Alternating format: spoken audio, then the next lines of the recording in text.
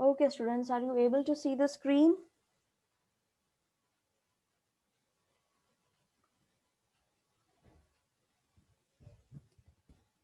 Are you able to see the screen, students?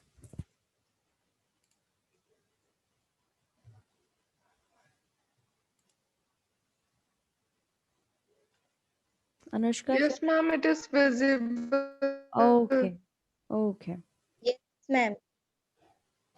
तो हमने last class में जो Yes, चैप्टर ma'am. कंप्लीट किया है उसमें कोई प्रॉब्लम आई है किसी को? तो अभी पूछ लो, अभी हमने ये वाला चैप्टर स्टार्ट करना है क्योंकि No, ma'am, it No, is ma'am. clear. Okay, No, ma'am. No problem. ठीक है। तो आज हमारा 9th चैप्टर शुरू करेंगे हम। Kings and the chronicles, the Mughal court 16 to 17 centuries.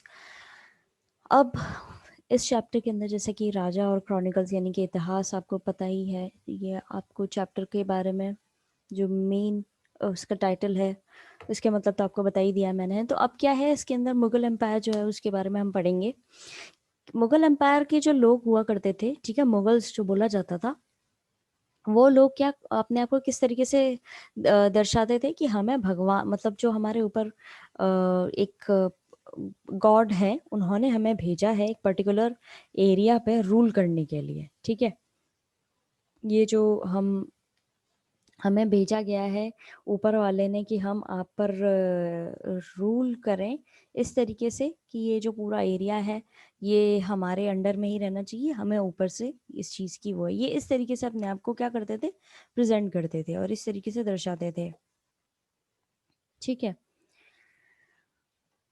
और इनका मेन क्या होता था, मुगल राजा जो होते थे वो क्या अपने दरबार में कई सारे इतिहासकारों को बैठाया करते थे और उनको इस तरीके से बिठाते थे कि वो इनके इवेंट्स के बारे में लिखें, जो भी इनके समय में चीज़ें हो रही हैं उसके बारे में लिखें, नोट डाउन करें सारी चीज़ें और फिर उसको कंपाइल अप करें बाद में। ठीक है। इंफॉर्मेशन जो होती थी इनके अलग अलग जो ये जहाँ पर रूल करते थे, जैसे बड़े बड़े एरियाज़ जो होते थे वहाँ पर जो भी इनके इवेंट्स हुए हैं, कहीं पे लड़ाई हुई या कोई नया कल्चर हुआ, मतलब कल्चर से रिलेटेड कोई चीज़ें हुई, तो इस तरह की चीज़ों को ये बैठा करके सब राइट डाउन करवाते थे, यानी कि पेन डाउन करवाते थे, लिखवाते थे। मॉडर्न हिस्टोरियंस जो हैं उन्होंने इस चीज़ को टर्म दी है क्रॉनिकल्स, जो भी इन्होंने लिखाया है उस चीज़ को क्रॉनिकल्स कहा है, इतिहास कहा है। एक कंटिन्यूस क्रोनोलॉजिकल रिकॉर्ड रखा है सारे इवेंट्स का, जितने भी इवेंट्स वहाँ पे हुए हैं। ठीक है, ये एक ऐसा सोर्स है जिसमें आपको इनकी हिस्ट्री के बारे में पता पड़ता है। ठीक है, एक ही लेवल पे आपको पता पड़ेगा सारी इंफॉर्मेशन के बारे में उस पर्टिकुलर इंस्टीट्यूशन से रिलेटेड। ये भले ही बहुत ही मेहनत वाला काम हुआ करता था, ये सारी चीज़ें लिखना, कलेक्ट करना और फिर पर्टिकुलरली उनको कनेक्ट करके लिखना। ये जैसे कि हमारे जो प्रेजेंट डे के हिस्टोरियंस हैं या उस ज़माने के जो हिस्टोरियंस रहे हैं, ठीक है, उन्होंने भी बहुत मेहनत करी है। जैसे कि अभी तक हम सारे चैप्टर्स के अंदर देखते हुए आए हैं कि ये कोई इजी टास्क नहीं होता था आर्कियोलॉजिकल से भी देखा जाए तो। ठीक है, अब मुग़ल रूलर्स जो थे वो अपनी चीज़ें भी लिखवाया करते थे, उससे भी हमें काफ़ी आइडिया मिला है और अब हमें इस चैप्टर के अंदर एक झलक देखने को मिलेगी कि इनका मुग़ल एम्पायर हुआ किस तरह का हुआ करता था, क्या-क्या वहाँ की चीज़ें हुआ करती थी, किस तरह के राजा वहाँ पे हुआ करते थे, इनका ये मुग़ल जो इनको टर्म है ये किस तरीके से मिली है, क्या इसकी चीज़ें रही हैं जिस पे बेस्ड इन्होंने इस चीज़ को अपनाया, ये सारी चीज़ें जो हैं हम इस चैप्टर के अंदर पढ़ेंगे। ठीक है, अब इसको लाइन टू लाइन पढ़ना शुरू करते हैं। The rulers of the Mughal Empire saw themselves as appointed by divine will to rule over a large and heterogeneous populace। अब क्या था, मुगल एम्पायर के लोग अपने आप को ऐसे देखते थे, जो रूलर्स थे मुगल एम्पायर्स के, वो इस तरीके से दर्शाया करते थे कि उनको डिवाइन विल मिली है, यानी कि ऊपर वाले ने उनको ये चीज़ दी है कि आपको यहाँ पर रूल करना है। ठीक है, इतनी बड़ी ये जो एरिया है उस पर रूल करना है, लोगों पर रूल करना है। Although this grand vision was often circumscribed by actual political circumstances, it remained important। अब क्या था, भले ये जो बहुत बड़ा विजन था वो एक्चुअल पॉलिटिकल जो सिचुएशंस चल रही थी उससे कहीं ना कहीं मेल खाता हुआ था, कुछ जगहों पे और कुछ जगहों पे नहीं था। ठीक है, ये फिर भी इम्पोर्टेंट ही रहा करता था।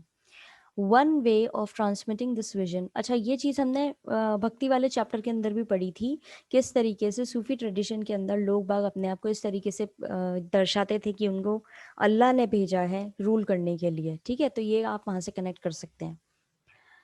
One way of transmitting this vision was through the writing of dynastic histories. अब इस तरह का जो विजन है, ठीक है, उसको एक से दूसरी तरफ पास ऑन करने का एक तरीका क्या था कि ये अपनी सारी चीज़ें लिखवाते थे under the name of dynastic histories. अगर आप इस चीज़ को समझें कि अपनी जितनी भी इनकी डायनेस्टीज हुई हैं, कितने राजा हुए, उन्होंने कैसे रूल करा, ये सब चीज़ें ये भी राइट डाउन करवाते थे। The Mughal kings commissioned court historians to write accounts. Mughal राजा जो थे वो अपने दरबार के अंदर हिस्टोरियंस को बिठाया करते थे कि सारी चीज़ों का लेखा जोखा रखो। अब जिस इस चीज़ को अगर आप प्रेजेंट डे से कंपेयर करो, ठीक है, तो आप आज भी जो कहीं कुछ पर्टिकुलर एरियाज में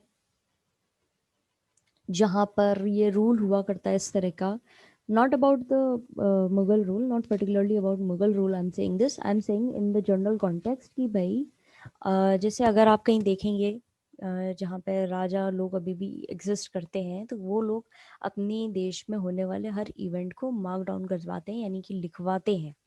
और किस लिए लिखवाते हैं? जिससे वो आने वाली जनरेशन को पास ऑन कर सके, इसलिए लिखवाते हैं। ठीक है, इसका एक बहुत अच्छा एग्जाम्पल आपको ये भी मिल जाएगा। हालांकि अब हमारे देश के अंदर तो प्रिंसली स्टेट्स का कोई रूल है नहीं, यहाँ पे गवर्नमेंट ही इन सब चीज़ों के ऊपर है। लेकिन अगर आप फिर भी कुछ जगह पे देखेंगे जहाँ पे राजा लोग एग्जिस्ट करते हैं, वहाँ पर आप देखेंगे कि उनके वहाँ पे जो भी इवेंट्स कराए जाते हैं वो अभी भी उस चीज़ को लिखवाते हैं। और अब तो वैसे भी आज की जनरेशन के अंदर तो वैसे भी हर चीज़ को लिख करके दर्शाया ही जाता है, नोट किया ही जाता है।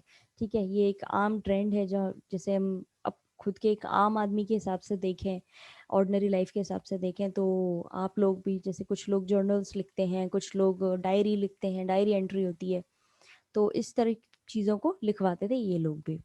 आप में से है किसी को हैबिट डायरी लिखने की? रोज अपनी लाइफ में क्या हुआ, डे टू डे एक्टिविटीज के बारे में? हाँ जी बेटा, आवाज़ क्लियर नहीं आई आपकी।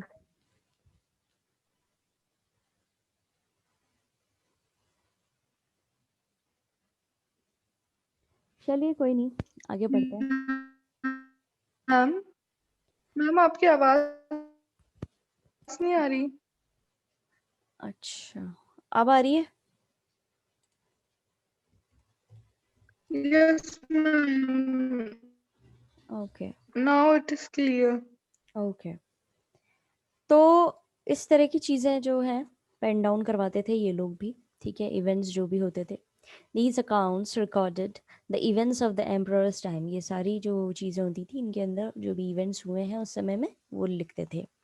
In addition, their writers collected vast amounts of information from the regions of the subcontinent to help the rulers govern their domain। और इसके साथ में यही राइटर्स जो हैं ये बहुत बड़ी अमाउंट में इंफॉर्मेशन इकट्ठी करते थे सब कॉन्टिनेंट के जो रीजन है वहाँ से भी। ठीक है, जिससे इनको अपने राजा को मदद मिल दे सकें ये लोग कि भाई किस तरीके से आपको अपना प्रॉपर डोमेन चलाना है, अपना राज्य चलाना है।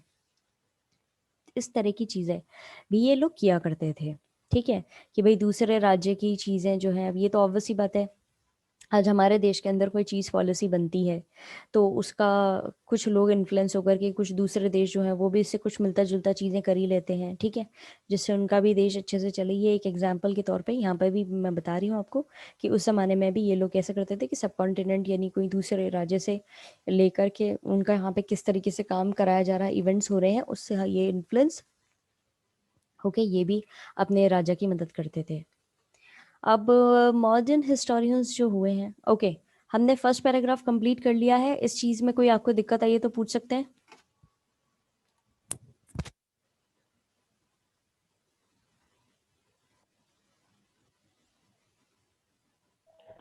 No, ma'am, no ma'am, it's clear. Okay no ma'am, no problem. Okay फिर मॉडर्न हिस्टोरियंस हुए हैं, उन्होंने इसको इंग्लिश टर्म दी, एक नया जॉनर जॉनर उन्होंने लगाया जिसको उन्होंने दिया टेक्स्ट क्रॉनिकल्स के नाम से। ठीक है, इस टेक्स्ट को उन्होंने क्रॉनिकल्स का नाम दिया है। ठीक है,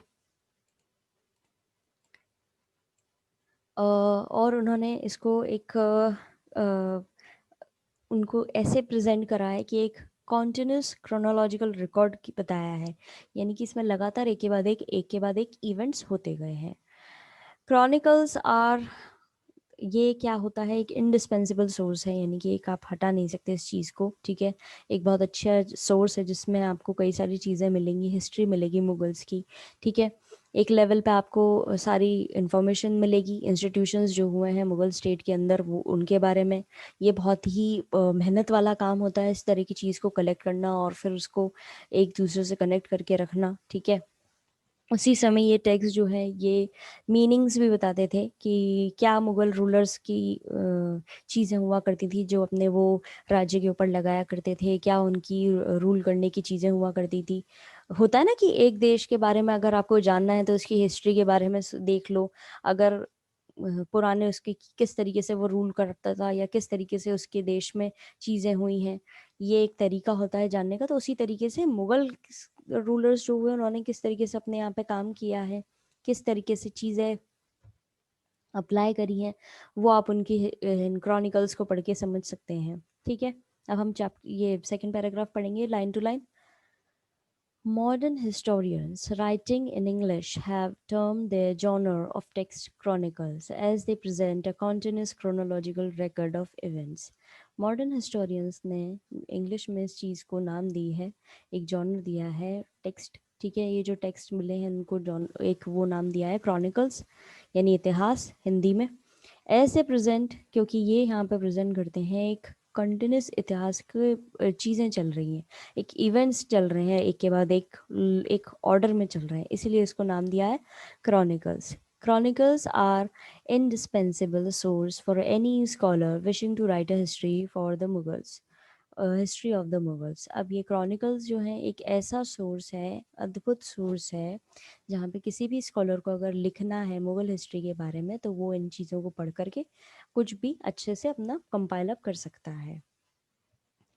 At one level, they were a repository of factual information about the institution of the Mughal state, painstakingly collected and classified by individuals closely connected with the court.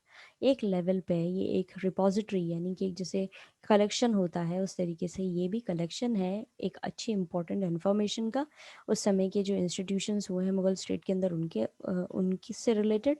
और ये बहुत ही मेहनत वाला काम था कलेक्ट करना और इन सबको क्लासिफाई करना, हर एक इंडिविजुअल से जो एक दूसरे से कहीं ना कहीं जुड़े हुए थे उस राज्य दरबार से। ठीक है, या उस राज्य की जो अदालत होती थी उससे। ठीक है, at the same time, these texts were intended as conveyors of meanings that the Mughal rulers sought to impose on their domain. और उसी समय पे उसी टाइम पर ये सारे टेक्स्ट जो हैं ये एक मीनिंग बताते हैं हमें, मुगल रूलर्स किस तरीके से अपना अधिकार एक तरीके से जब हक जमाते थे अपने उस पर्टिकुलर डोमेन पे, अपने उस पर्टिकुलर एरिया पे। They therefore give us a glimpse into how imperial ideologies were created and disseminated. इस तरीके से ये हमें दर्शाते हैं, हमें एक झलक मिलती है कि किस तरीके से ये सारी विचारधारा इनकी चली है, आइडियोलॉजीज चली हैं। ठीक है, उस समय में, और किस तरीके से इनका शुरुआत हुई और किस तरीके से इनका डाउनफॉल आया, किस तरीके से ये फैली और किस तरीके से इनका एकदम एंड हुई। ये सब चीज़ें आपको इस चैप्टर के अंदर देखने को मिलेंगी। This chapter will look at the workings of this rich and fascinating dimension of the Mughal empire. इस चैप्टर में हम पढ़ेंगे कि किस तरीके से ये इतना मुगल एम्पायर फला फूला और किस तरीके से ये फैला। ठीक है, इन 2 पैराग्राफ्स के अंदर जो इंट्रोडक्शन वाले हैं, इसमें आपको कोई दिक्कत आई हो तो आप पूछ सकते हैं अभी।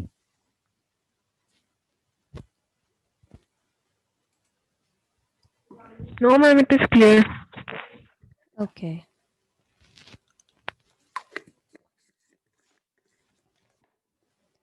अब हम फर्स्ट टॉपिक पढ़ेंगे, the Mughals and the empires. Mughal जो है ये टर्म मंगोल से निकली है, क्योंकि ये उस एरिया, सब कॉन्टिनेंट वाले एरिया से आए थे, ठीक है।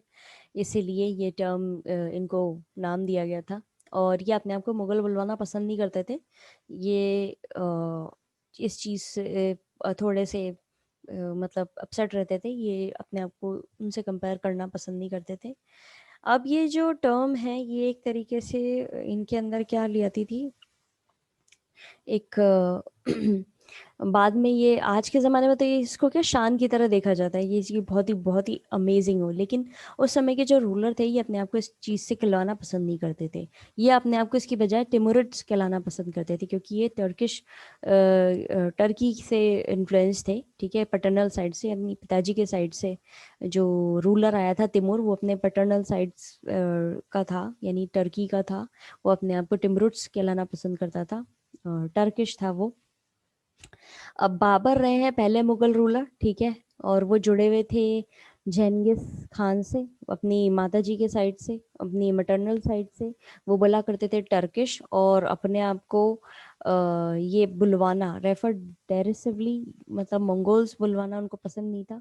क्योंकि ये एक होता है ना कि आपको, जैसे कुछ लोग होते हैं जिनको अपने पर्टिकुलर चीज़ जो है वहाँ से बुलवाना पसंद करते हैं, कोई और उनको टर्म दे देता है तो वो उनको पसंद नहीं आती है। तो उनको लगता था कि अगर आप हमें मंगोल्स बोल रहे हैं तो ये क्या है, ये हमारी शान के खिलाफ है, और दूसरी बात ये असभ्य है, ये असभ्य चीज़ जो है वो मानते थे उसको। अब हम इसको पैरा टू पैरा पढ़ेंगे। The name Mughal derives from Mongol. ये मुगल शब्द निकला है मंगोल से। दो today the term evokes the grandeur of an empire, it was not the name the rulers of the dynasty chose for themselves. भले ही आज के ज़माने में, प्रेजेंट टाइम में, ये एक शान की बात होती है उस समय के लिए कि बोला जाता है मुगल्स, लेकिन उस समय के जो रूलर्स हुआ करते थे वो अपने आप को ये बुलवाना पसंद नहीं करते थे, और ना ही उन्होंने ये चूज़ करा कि वो अपने आप को मुगल्स बुलवाएं। They refer to themselves as Timurids. वो अपने आप को टिमरुड्स बुलाना ज़्यादा पसंद करते थे। As descendants of the Turkish ruler Timur on the paternal side, क्योंकि वो किसके फॉलो मतलब रहने वाले थे, टर्किश रूलर जो टिमरुड हुआ है उसके वहाँ के रहने वाले थे, यानी उससे जुड़े हुए थे। पैटर्नल साइड यानी कि पिताजी की साइड से। दो साइड होती है, पैटर्नल और maternal. Babur, the first Mughal ruler, was related to Genghis Khan from his mother's side. Babur जो है वो जुड़ा हुआ था जंगिस खान से, किस तरीके से, वो उसका कजन था उसकी माता जी की साइड से, मैटरनल साइड से। He spoke Turkish and referred derisively to the Mongols as barbaric hordes. अब ये बाबर खान जो था, बाबर जो था पहला मुगल रूलर, ये टर्किश बोला करता था, और ये बिल्कुल भी पसंद नहीं करवाता था मुगल्स बुलवाना अपने आप को, ठीक है, क्योंकि ये बोलता था कि ये चीज़ असभ्य है।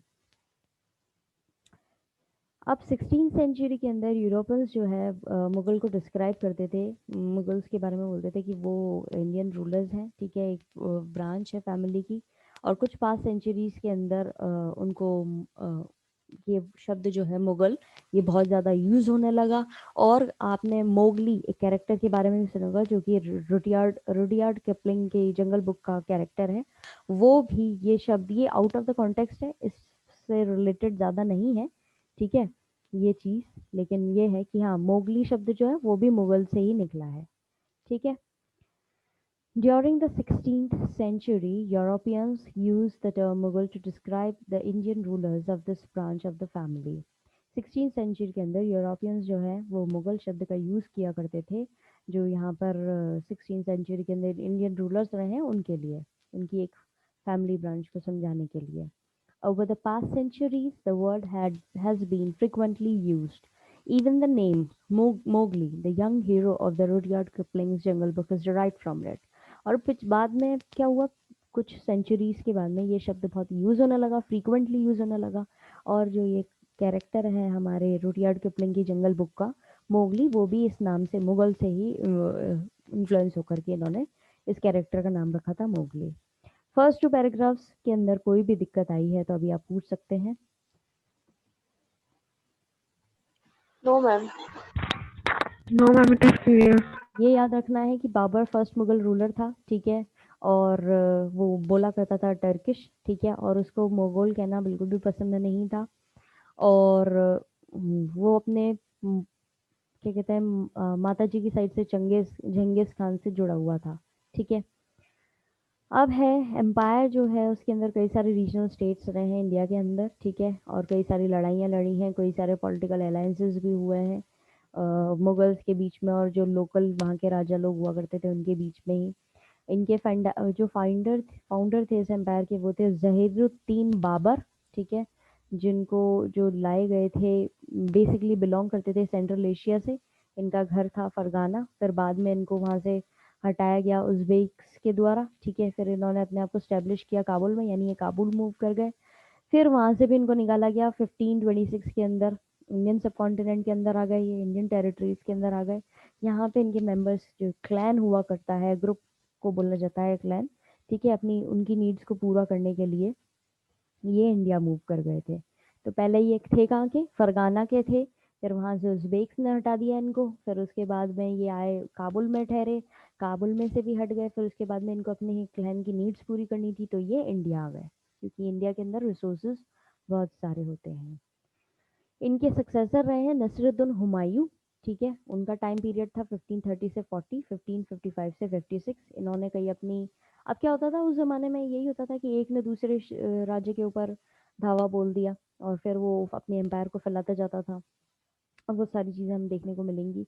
इस तरीके से इनके जो कई सक्सेसर लीडर आए, जिसमें पहले हैं नसरुद्दीन हुमायूं, उन्होंने भी अपने एम्पायर को फैलाया है, ठीक है। उसके बाद में ये हार गए, जो अफगान लीडर थे शेर शाह सुर, उनसे हार गए, फिर उसको उनको वापस वहाँ से निकाल दिया गया।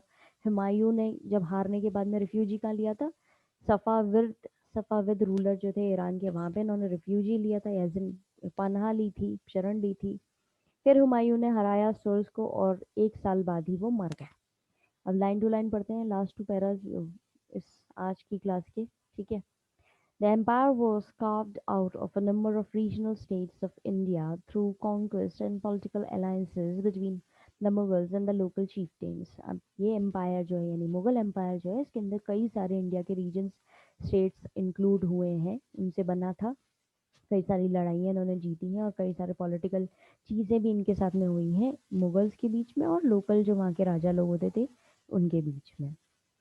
The founder of the empire, Zahiruddin Babur, was driven from his Central Asia homeland Fargana by the warring Uzbeks. अब फाउंडर जो रहे हैं इस एम्पायर के वो थे जहरुद्दीन बाबर, वो रहने वाले थे सेंट्रल एशिया के, ठीक है। फरगाना एक जगह थी सेंट्रल एशिया में, ये इनका घर था, लेकिन वहाँ पर लड़ाई हुई और इनको उज़्बेक्स ने निकाल दिया। He first established himself at Kabul, फिर उसके बाद में उन्होंने अपने आप को एस्टैब्लिश किया काबुल में, and then in 1526 pushed further into the Indian subcontinent in search of territories and the resources to satisfy the needs of the members of his clan. अपने क्लैन के मेंबर्स की ज़रूरतों को पूरा करने के लिए काबुल के बाद में ये इंडियन सबकॉन्टिनेंट की तरफ आए और वहाँ पे अपना आधिपत्य जमाने के लिए हिसाब से ये एंटर किए। हिज सक्सेसर नसरुद्दीन हुमायूं, अब ये 1526 के अंदर आए थे बाबर। अब इनके सक्सेसर यानी Nasiruddin Humayun 1530 to 40, 1555 to 56 expanded the frontier of the empire, यानी एम्पायर को और फैलाया, but lost it to the Afghan leader Sher Shah सुर। और पर ये हार किससे गए, शेर शाह सुर अफगान का जो रूलर था उससे, लीडर से हार गए। Who drove him into exile, जिन्होंने इनको एग्जाइल में भेज दिया, यानी कि हटा दिया वहाँ से, और इन्होंने रिफ्यूजी लिया। Humayun took refugee in the court of the Safavid ruler of Iran, और उन्होंने ईरान के जो रूलर थे उसकी शरण ली और फिर वापस से लड़ाई लड़ी। In 1555 Humayun defeated the Surs but died a year later, और फिर ये जीत तो गए वापस से, लेकिन अपना जो इनका मतलब जीतने के बाद में ये 1 साल बाद ही मर गए। तो दैट्स ऑल फॉर टुडे। अगर आपको कोई भी चीज़ समझ में नहीं आई हो तो आप कल के क्लास के लिए इकट्ठा कर लीजिएगा और फिर हम आपकी कल प्रॉब्लम्स इस टॉपिक से रिलेटेड सॉर्ट आउट कर देंगे। Okay students, have a nice day ahead, God bless you all. Thank you, ma'am.